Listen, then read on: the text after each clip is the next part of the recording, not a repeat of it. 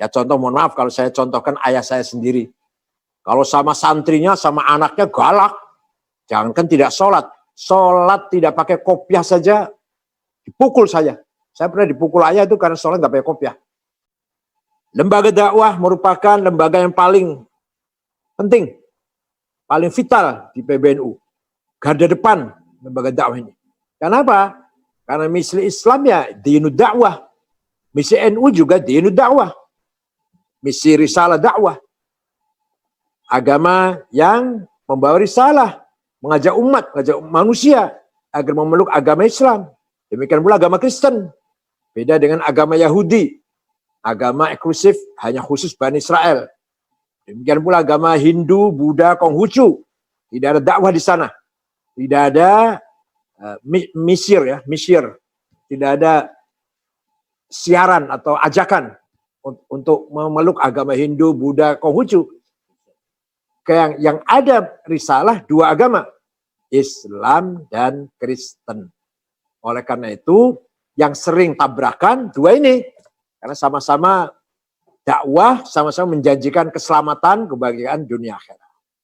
Nah, dalam dakwah ini, Al-Quran banyak ayat yang memberikan guidance kepada kita sebagai aktivis dakwah, banyak sekali. Waman ahsanu qawlam mimman da'a ilallah wa amila sholiha wa qala innani minal muslimin. Yang paling baik, yang paling mulia adalah orang yang ucapannya baik, tutur katanya baik, redaksi omongannya menarik, dan kemudian bukan hanya sebatas ngomong, wa amila sholiha, omongannya, bicaranya, tutur katanya dibuktikan dengan perbuatannya. Kalau sudah pembicaraannya baik, perkataannya baik, indah, amalnya soleh, maka layak orang itu mengatakan, saya sesungguhnya, saya orang Islam. Kalau perkataannya baik, perbuatannya masih belum baik, ya belum percaya diri, belum layak mengatakan, innani minal muslimin. Atau masih perlu perbaikan, masih perlu disempurnakan sana sini. Jadi yang layak mengaku innani muslimin adalah orang yang secara lisan, secara verbal baik, tutur katanya indah, tulisannya baik kalau dia menulis, dan dibuktikan dengan perilaku, amal perbuatannya juga baik. Kenapa? Karena kita ini meneruskan risalah nubuah, risalah Nabi Muhammad SAW. Kita nggak sembarangan. Nggak sembarangan kita ini. Lembaga dakwah ini lembaga yang meneruskan risalah Nabi Muhammad. Inna arsalnaka syahidan wa basyiran wa nadhira. Saya mengutus kamu Muhammad sebagai saksi kebenaran, saksi Tuhan, saksi al-haq, syuhud al-haq, syuhud ilahiyah. Luar biasa misi kita ini. Basyiran, membawa berita gembira, bisyarah, membawa janji-janji Allah yang menggembirakan, wa nadhiran, dan membawa peringatan-peringatan agar kita manusia terhindar dari hal-hal yang mencelakakan. Jadi kita sebagai penerus Nabi Muhammad ini, sebenarnya lembaga dakwah ini sangat mulia sekaligus juga berat tugas kita ini. Sebagai penerus dakwah Nabi Muhammad yang menjanjikan keselamatan, kebahagiaan, keberuntungan manusia fid dunya wal akhirah. Bukan hanya fid dunya saja, bukan hanya fil akhirah saja, tapi bagaimana kita menyampaikan, menawarkan konsep keselamatan, kebahagiaan kepada manusia dunia akhirat, lahir batin, urusan pribadi maupun urusan kemasyarakatan. Baik itu person maupun keluarga maupun keumatan. Kita menawarkan hal-hal yang positif, hal-hal yang baik, yang menjamin keselamatan, kebahagiaan umat manusia.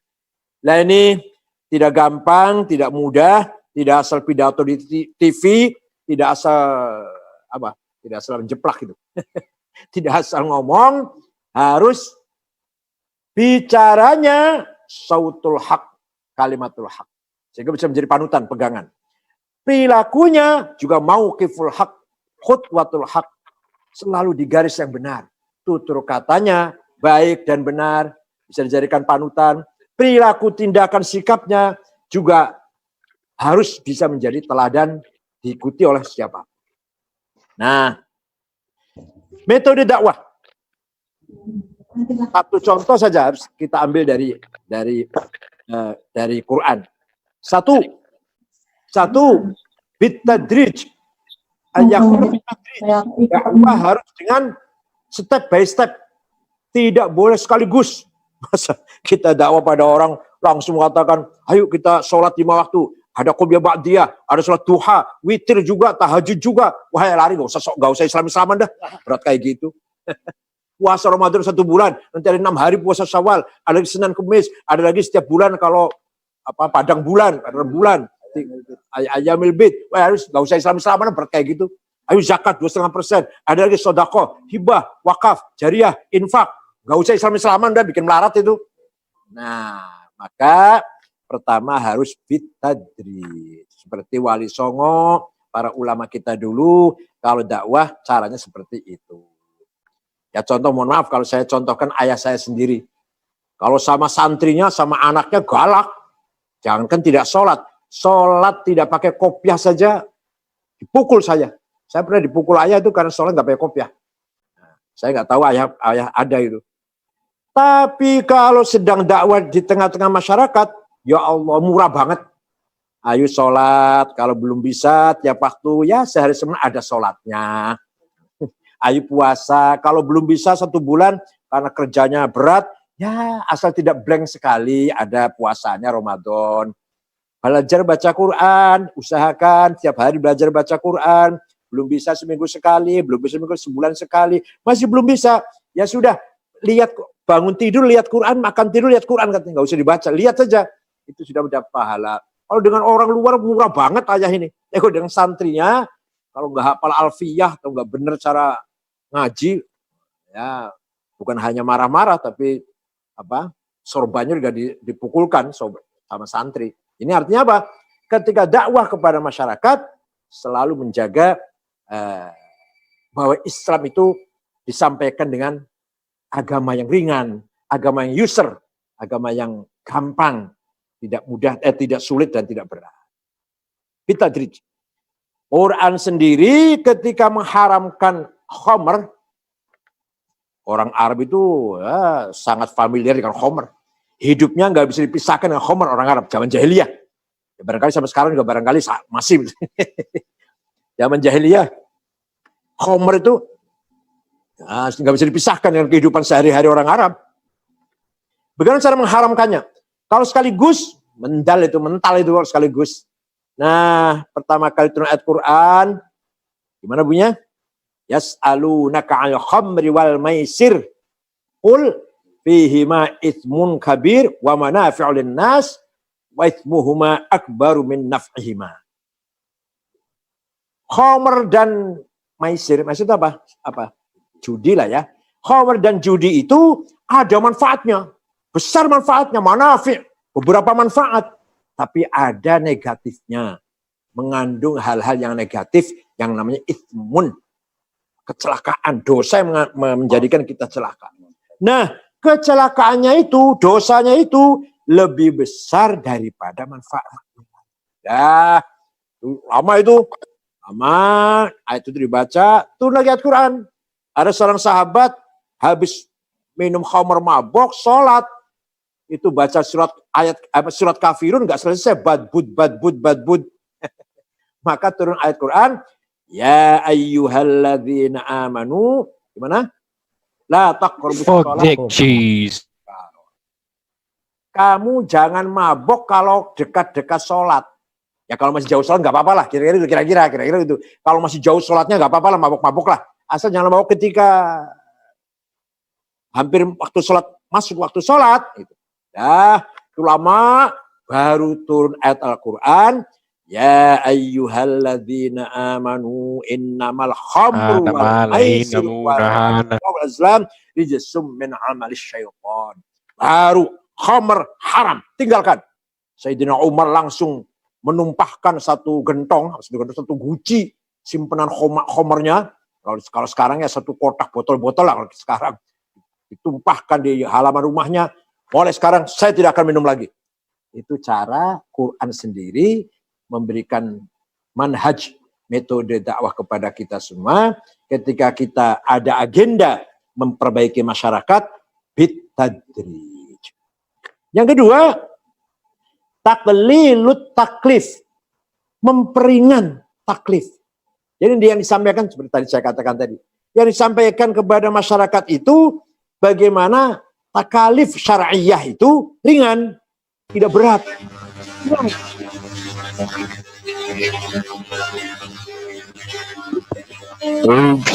Saya jadi kayak wajah peninggal.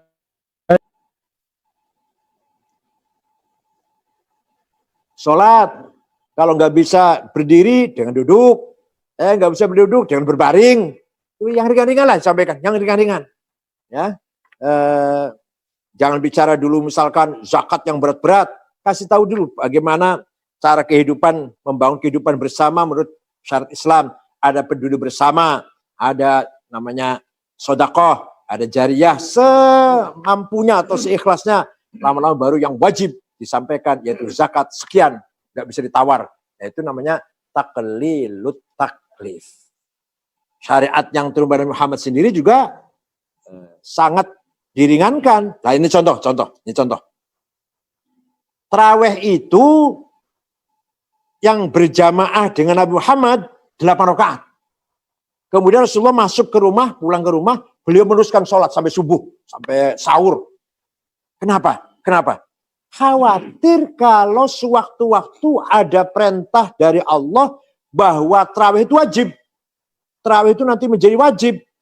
Seandainya wajib 8 rakaat saja, kira-kira Nabi Muhammad gitu. Prihatin kalau tarawih menjadi fardu. Jadi Nabi berjamaah cuma 8 rakaat. Ini untuk beliau sendiri masuk ke kamar, teruskan sampai apa? Ishtaqat qadamahu min warmin, sampai dua telapak kakinya mengadu karena kesakitan. Begitu pula para sahabat yang dia dalam masjid, ada yang terus, ada yang pulang. Macam-macam sahabat tuh. Ada yang terus dikit lagi, ada yang terus sampai sahur, ada yang pulang. Kenapa? Karena Nabi hanya itu saja. Khawatir kalau menjadi wajib tarawih. Maka kalau itu menjadi wajib 8 saja. Seandainya Nabi Muhammad tarawih 20 wajib. Betapa beratnya itu. Nah, yang menentukan setelah itu tarawih macam-macam, nggak ada standarnya. Nah, ketika Khalifah Amirul Mukminin Sayyidina Umar bin Khattab memutuskan tarawih 20 rakaat. Itu keputusan Sayyidina Umar bin Khattab. Itu pun tidak sembarangan. Sayyidina Umar orang yang selalu mendapatkan ilham, mendapatkan muhaddats, mendapatkan bisikan dari langit. Nah, yang ketiga, adamul haraj. Dakwah itu jangan menyinggung, jangan menyakiti pendengarnya, jangan menyindir, jangan membuat malu pendengarnya, seperti membuka rahasia pendengarnya atau menuduh kamu ini orang jahat, kamu ini kapan kamu tobat ini. Jangan begitu bahasanya, jangan begitu. Nabi Nuh, Nabi Musa juga kalau dakwah itu selalu mengatakan, ya saya bersama kamu. Tapi gitu. Saya bersama kamu, sependapat dengan kamu, tapi itu Nabi Nuh juga gitu kalau dakwah. Inni ma'akum, tapi itu caranya halus sekali. Atau ada di Quran ini. Bagaimana menyampaikan dialog Quran dengan pembaca, terutama non Muslim lah, terutama orang kafir. Afara'aitum ma tahrusun a antum tazra'unahu am nahnu zari'un.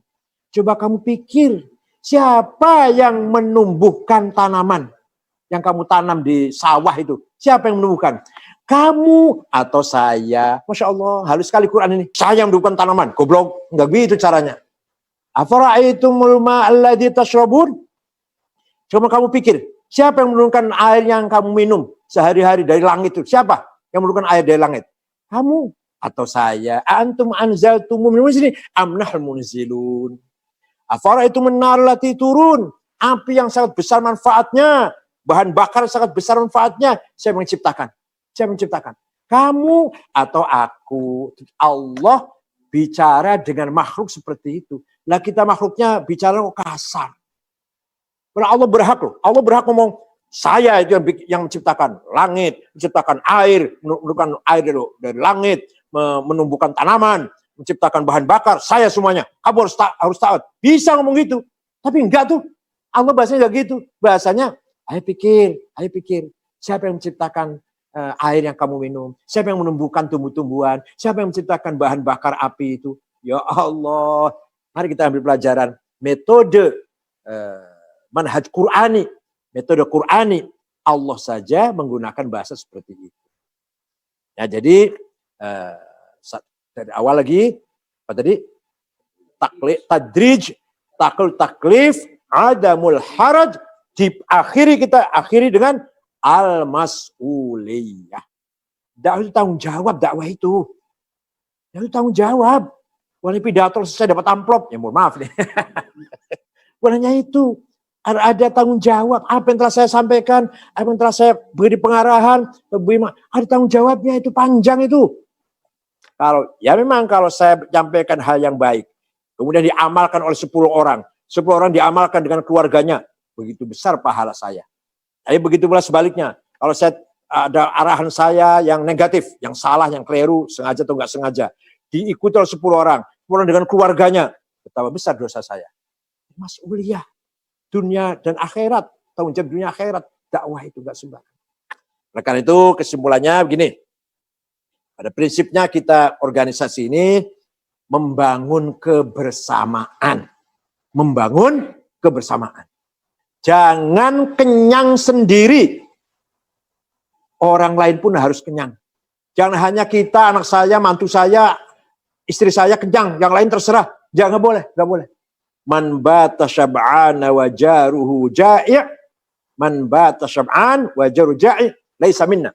Bukan umatku kalau dia semalam-malaman perutnya kenyang, sampai muntah kenyangnya itu, tapi punya tetangga kanan kiri yang kelaparan. Banyaklah ayatnya, banyak dalilnya. Ara'aital ladzi yukadzibuddin yad'ul yatim wa la yahuddu 'ala ta'al miskin. Orang tidak peduli anak yatim, tidak peduli orang miskin, bohong aku beragama. Bahkan dia orang yang membohongkan agama. Jadi kita tidak boleh kenyang sendirian, sejahtera sendirian. Tidak boleh monopoli, tidak boleh kaya sendirian. Tidak boleh hanya dinikmati oleh sekelompok konglomerat kekayaan kita ini. Masyarakat Indonesia harus merasakan nikmatnya kekayaan Indonesia ini. Tambang, hutan, laut. Ayo kita nikmati bersama. Sesuai dengan pasal Undang-Undang 45 pasal 33. Jangan hanya yang kenyang, yang menikmati kekayaan hanya sekelompok orang itu saja. Lagi-lagi si A, lagi si B. Nggak pernah bergeser pada ketua lembaga LDNU apa? Agus Salim apa yang... Lagi-lagi itu yang dapat proyek, yang dapat. Nah, itu satu. Yang kedua, dakwah tujuannya membangun kebersamaan dalam kecerdasan. Jangan, atau kesehatan. Jangan sehat sendirian. Jangan cuma yang penting saya, anak saya, istrinya sehat. Apalagi di saat-saat corona ini, COVID-19 ini. Nggak bisa sehat sendirian, nggak bisa sehat satu rumah saja, satu keluarga saja. Kita sehat kalau tangga kita nggak sehat, kita sehat kalau tetangga kena corona, itu bahaya itu. Oleh karena itu, kita membangun kebersamaan fi thaqafah sihhiyah. Mari kita didik, kita arahkan bersama-sama semuanya umat ini agar menjaga kesehatan. Mari kita ambil faedah dari COVID-19 ini. Ini merupakan salah satu Allamal insana ma lam ya'lam. Allah memberi pelajaran ilmu kepada manusia apa yang belum diketahui. Ternyata ada yang namanya virus yang tidak kelihatan mata tapi bikin kita panik sedunia ini. Ternyata ada. Ayo cari obatnya seperti apa. Namanya Allamal insana ma lam ya'lam. Kemarin kita sudah punya, kita bisa mengatasi HIV/AIDS, kita mengatasi MARS, kita bisa mengatasi apa? SARS. Kita bisa mengatasi, manusia bisa mengatasi. Ini ada lagi, corona, ayo atasi. Nanti kalau sudah teratasi, ada lagi nanti. Hanya kita belum tahu saja. Terus, ini termasuk cara Allah mendidik umat manusia agar berperadaban, agar semakin maju. Allamal insana ma lam. Yang memang memakan korban. Maka kita dalam kita ambil hikmahnya dalam pandemi COVID-19 ini, bahwa kita harus memperhatikan sihah bi'iyah, kesehatan lingkungan yang kurang ini. Mohon maaf, santri pesantren yang sangat kurang, saya ini dulu juga santri lah. Santri pesantren jauh dari semangat sihah bi'iyah, menjaga kesehatan lingkungan, kebersihan, ketertiban, ya nggak boleh sikat gigi bersamaan, sarung bersama, anduk bersamaan. Padahal itu yang terjadi di pesantren itu. Mari kita sadar itu dengan adanya COVID-19 ini. Ada taghir taghir ahwal ya. Kita harus merubah diri kita sendiri, bagaimana cara hidup ini kita robah, yang tadinya semrawut, amburadul, kita jadikan hidup yang akan lebih baik lagi yang akan datang ini. Ya itulah di pesantren, anduk saja barengan, sabun bersamaan, piring bersamaan, rokok tuh gantian nyedot, ya itu kan ya. Secara kesehatan membahayakan. Jadi taghir thaqafah, hayatil bi'iyah, lingkungan harus diperhatikan. Yang ketiga, kita harus membangun kebersamaan di bidang ilmu pengetahuan. Tidak boleh kita ini yang pinter saya, yang lain terserah. Yang cerdas saya, anak mantu doktor, profesor, dokter Andes, hukum, insinyur, tetangga karep-karepmu kono, nggak boleh. Itu tidak boleh. Maka sanksi dari kitmanul ilm juga besar. Gimana? Mangkatul ilman aljamullah. Barang siapa menyembunyikan ilmu, Allah akan memberikan lijam itu apa? Ya, dari api neraka. Hasil akan disiksa lah. Barang siapa menyembunyikan ilmu, maka orang itu di akhirat nanti akan disiksa gitulah. Jadi apa? Islam mengajak agar kita yang berilmu peduli pada yang bodoh. Gak boleh sombong. Wa idza khatabahumul jahiluna qalu salama. Ketika kita jumpa orang bodoh, melihat orang bodoh, menyaksikan masyarakat kita banyak buta huruf yang terbelakang, kita harus peduli. Kita harus memberikan pencerahan, pendidikan kepada mereka. Gak boleh kita merasa yang penting saya pintar, anak mantu beres, sarjana semua, tetangga karep-karepmu. Gak boleh itu. Gak boleh.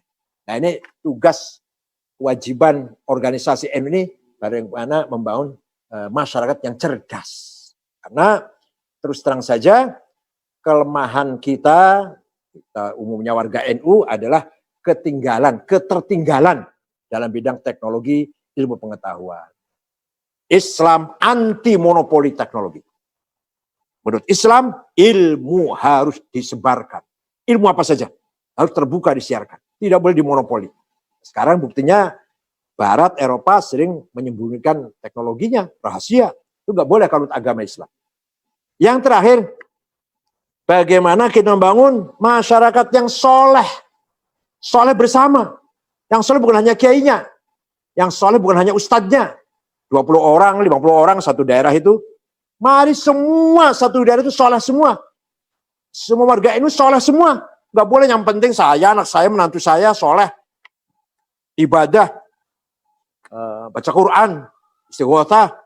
Gak maksiat, gak dosa. Terserah karep-karepmu masyarakat. Salah itu. Gak boleh itu, dosa itu. Laisa minna man lam yahtamma bi amri muslim. Bukan umatku kalau tidak peduli dengan keadaan sekitarnya. Sekitarnya orang kok belum sholat, ayo diajak. Tetangga kok belum benar, maksiat, dosa, minum-minuman atau apalah. Kita arahkan dengan baik, dengan halus, dengan ramah. Kita arahkan, itu dakwah kita. Tidak boleh membiarkan masyarakat dalam keadaan sesat. Yang penting saya, keluarga saya, soleh. Gak boleh. La khaira fi katsirin min najwahum illa man amara bi shadaqatin aw ma'rufin aw islahin bainan nas wa may yaf'al dzalika ibtigha'a mardatillahi fasawfa nu'tihi ajran 'azima. Percuma kamu berorganisasi, la khaira fi katsirin min najwahum. Percuma kamu rapat atau diskusi seminar lah, percuma itu semuanya. Kecuali kalau seminar kita temanya adalah 3.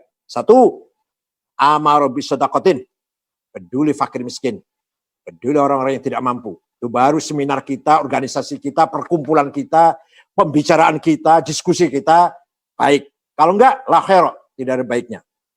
Lanya ini la nafil jinsi, sama sekali enggak ada kebaikan. Kalau kalau temanya bukan tema peduli fakir miskin. Yang kedua, au ma'rufin, bagaimana mengajak masyarakat, membangun masyarakat agar baik, kecerdasan, kebersihan, dan sebagainya, kesehatan. Tuh. Yang ketiga yang paling berat, islahim bainan nas. Bagaimana membangun masyarakat yang soleh. Ini yang paling sulit, yang paling susah ini. Kita ini kadang sholat, puasa, zakat, haji, umroh, tapi mulut kita kotor, caci maki, misuh-misuh, gunjing, menyebarkan fitnah, adawah, baghdha, suudzon, ya Allah, ujub. Itu berarti kita belum islahim bainan nas itu. Masyarakat tidak soleh. Jadi paling berat memang islahim bainan nas. Nah kita malu. Kalau kita lihat Eropa, negara Skandinavia itu tenang, tentram, adil, tidak pandang bulu, hukum berjalan, pemerintahnya nggak ada korupsi, masyarakatnya damai, nggak ada pengkhianatan, penggarongan, perampokan, tenang, tentram. Padahal menurut kita teologi mereka salah, syariat mereka tidak benar. Nah kita yang syariatnya benar, teologinya benar, rukun imannya benar, rukun Islamnya benar, akhlak, budaya yang amburadul. Kita malu dengan mereka. Mohon maaf, Timur Tengah, masyarakat Arab. Islamnya benar teologinya. Syariahnya benar. Sholat berjamaah, rame. Tapi bar sholat, setelah sholat berjamaah bareng, nanti sore perang. Sesama tadi yang berjamaah sholat itu. Itu pernah terjadi Irak itu. Sholat zuhur bersama, setelah sholat zuhur perang. Sebagian pergi ke utara, bagian pergi ke markas ke selatan. Ini apa itu Islam? Sama sekali tidak. Di Suriah, perang itu sama Islam. Bukan yang Kristen nggak perang, nggak. Yang Kristen Yahudi nggak perang. Yang perang itu dalam Islam. Ada Al-Qaeda, ada ISIS, Jabhatun Nasrah, Ahrar Syam, Ikhwal Muslimin, ya Allah, Wahabi, Salafi. Ada semua itu. Nggak karu-karuan. Di Afghanistan 100% Muslim. 99% Sunni, Hanafi, Naqsyabandi, Maturidi, 1% Syiah. Somali 100% Syafi'i, 100% Muslim, madzhab Syafi'i. Somali itu perang terus. Nah, ini berarti kita belum melaksanakan islahim bainan. Yang diharapkan soleh itu bukan beberapa persen soleh, tapi masyarakat yang soleh. Maka Syauqi Bik mengatakan, wa innamal umamul akhlaqu ma baqiyat fa inhumu dhahabat akhlaquhum dhahabu. Martabat bangsa, martabat umat, akhlaknya, budayanya. Coba, bukan mengatakan begini, tidak mengatakan wa innamal umamul adyanu ma baqiyat. Martabat bangsa itu tergantung agamanya. Kalau agamanya benar, martabatnya mulia. Enggak bilang gitu. Di sini tekanannya martabat umat, martabat bangsa, akhlaknya, budayanya. Fa'idhumu dhahabat akhlaquhum dhahabu. Kalau akhlaknya amburadul, jatuh, brengsek, nilai martabat bangsa itu hancur. Seperti, sekali lagi, keberadaan kita sekarang kadang-kadang masih terjerumus dalam hal seperti ini. Dikira Islam itu hanya akidah dan syariah saja. Maka dalam dakwahnya keluar caci maki, keluar permusuhan, kebencian. Wallahi, saya bersumpah. Wallahi, caci maki, kebencian, ucapan kotor itu, tatarruf, tasyaddud, laisa minal Islam. Demi Allah saya bersumpah, dakwah dengan caci maki itu bukan dari Islam. Bukan dari Islam. Dakwah dengan caci maki, dengan ujaran kebencian atau ngancam-ngancam, bukan dakwah Islam. Contoh, seorang sahabat namanya Hasin Al-Khazraji. Hasin ya pakai sod, kalau pakai sin Husain, kalau pakai sod Hasin. Punya anak nggak mau masuk Islam. Dirayu, dikandani, dinasihatin, nggak mau tetap. Lama-lama habis kesabarannya. Saya bunuh kamu kalau nggak mau masuk Islam. Begitu ada ayah ngancam anak karena agama, turun ayat la ikraha fiddin. Tidak boleh ada kekerasan, ada intimidasi, ada teror dalam agama. Ayah ngancam anak, apalagi bukan apa-apanya. Ayah ngancam anak aja nggak boleh. Dibalik juga bisa. Dibalik bukan berarti nas teks Qur'annya, tapi maknanya dibalik juga bisa. La dina fi ikrah. Tidak ada agama dalam kekerasan. Ya, kalau ada orang lagi main keras, main ngebom, main bakar, itu bukan ajaran agama. Tidak ada agama dalam kekerasan. Qur'annya tidak ada kekerasan dalam agama. Kita balik, tidak ada agama dalam kekerasan. Bahkan ada ayat lagi yang paling jelas, wa man adlamu mimman iftara 'ala Allahil kadziba wa huwa yad'u Islam. Tidak ada yang paling zalim. Yang paling zalim adalah, tidak yang lebihnya lagi, yang paling zalim adalah orang yang melakukan kejahatan ngakunya atas nama Islam. Yud'a Islam. Ini yang paling jahat, yang paling zalim. Sekali lagi, lembaga dakwah NU sebagai garda terdepan dalam membawa misi Islam Ahlussunnah wal Jamaah, Islam tasamuh, Islam tawassut, i'tidal, dan tujuan goalnya adalah taqwiyatul ukhuwah Islamiyah, memperkuat persaudaraan sama umat Islam, tapi tidak berhenti di situ. Itu modal utama, modal pertama. Ukhuwah Islamiyah modal pertama. Kita tindak lanjut menjadi ukhuwah watoniyah. Sebagai modal basic untuk mewujudkan ukhuwah sebangsa tanah air. Tidak berhenti di situ. Kalau sudah solid bangsa ini, ukhuwah yang sudah solid, kita persembahkan untuk menuju pada ukhuwah insaniyah. Persaudaraan sama umat manusia. Dunia yang damai, tanpa peperangan. Dunia tanpa permusuhan. Dunia tanpa senjata perusak masalah. Nah, izin faizin, mohon maaf lahir batin. Syukran wa dumtum fil khairil barakati wan najah. Wallahul muwaffiq ila aqwamit thoriq. Wassalamualaikum warahmatullahi wabarakatuh.